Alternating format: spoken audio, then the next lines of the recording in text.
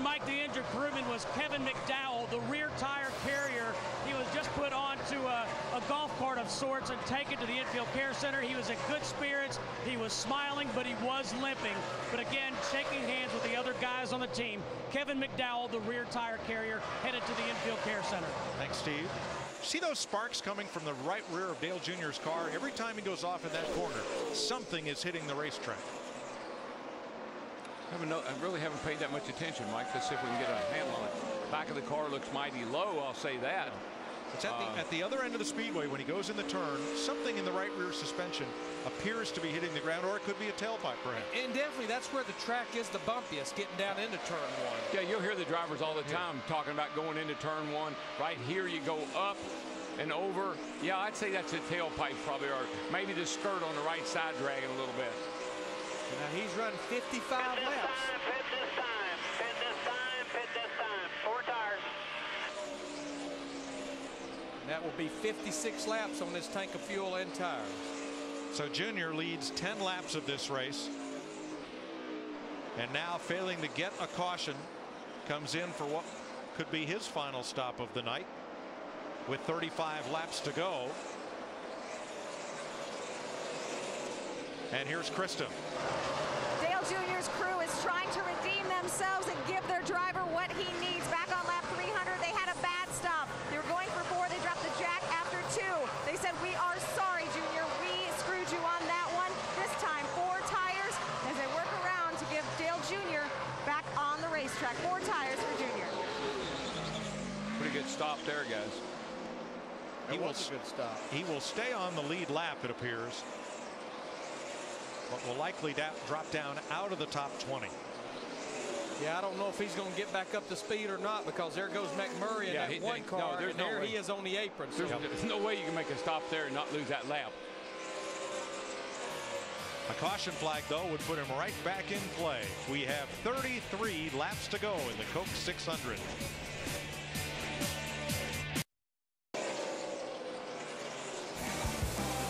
Joplin, Missouri's Jamie McMurray, in his first season back with Chip Ganassi's team, won the Daytona 500, and he's out in front tonight by 2 seconds over Kurt Busch.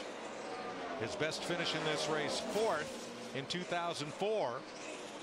Now this right here, Mike, Larry, this will get your attention. You're leading this race and you come off that corner and you say, whoa, don't want to wreck this thing leading the race for no reason. But how many times have we seen that where you're on the bottom, a car above you, it just kind of pulls your car around, especially if your car is a little free to begin with. Denny Hamlin didn't want to go a lap down, and here comes Dale Jr. on fresh tires, trying to get his lap back. Here's Kurt Busch, the second place car, 1.9 seconds behind. Is that Jamie was saying maybe getting a little loose off? I think that was Kurt.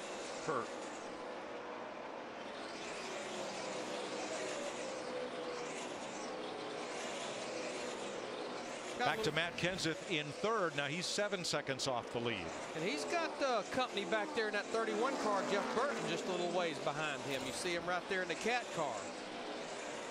Burton's done a nice job tonight. I thought he had the car to win this race there for a good while. But the 2 and the 1 have just picked up the pace so much. And David Rudiman's back up in the top 5. Good for him. He's been there all night long. Probably most consistent car, he and the 2 all night long. Last year's winner. And Kyle Busch has fought back from adversity, some of it self-imposed. A pit road collision as he was coming out of his pit. And he's now 10 seconds off the lead, along with Clint Boyer. Running 7th, started 10th. Yeah, big crash for Marcus Ambrose. And that changes everything with 24 laps to go. I don't think this is going to play into the 1's car's hands. He's just hadn't been that good on these short runs, on these restarts. Perfect for the 2, though, because he's pretty good.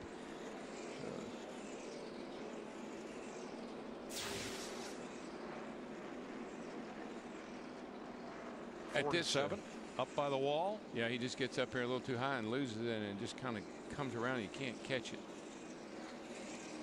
But you know what, Mike? At this point, if you said who's going to win this race, I don't have a clue. Right. Because anybody in the top 10 right now could win this race. For the third time tonight, Denny Hamlin receives the free pass. That's called being in the right place at the right time. Those are things that you look back on and win your championship. Yes. And the thing about it, Dale Earnhardt Jr. in the 88 with much fresher tires was reeling him in, but he didn't get by him before the caution came out. Wow, that's a hard hit way on the right side of the screen. Lifted all 4 tires up off the ground, and Ambrose, the Tasmanian, is okay. And out of the car. Pit road's open, and here they come. Dick Bergman. And Bono told his driver, Jamie McMurray, 2 tires, put it close to the wall. McMurray does exactly that. We're going to put a little bit of gas in it, but not very much. Steve. Dick, right side tires only for Matt Kenseth. He wants track position, right sides only. Krista. When the caution came out, the 2 guys started clapping. They knew their driver couldn't catch Jamie the way it was. Air pressure in 2 tires, Matt. Right side tires only for Kyle Busch. He said he just needs to turn better to the center of the corner. Oh, issues again for Kyle Busch.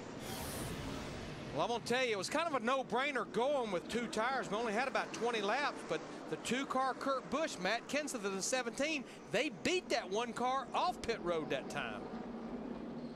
Yeah, this is not working out well for Jamie Mack at all. Brad Keselowski too fast entering. He'll serve a penalty. And let's show you what Matt was talking about. As here is Kyle Busch. And almost takes his own crewman with him. That'd have been big if he'd have drugged that air gun with him. That'd have been another penalty. 22 laps to go. What'll happen next?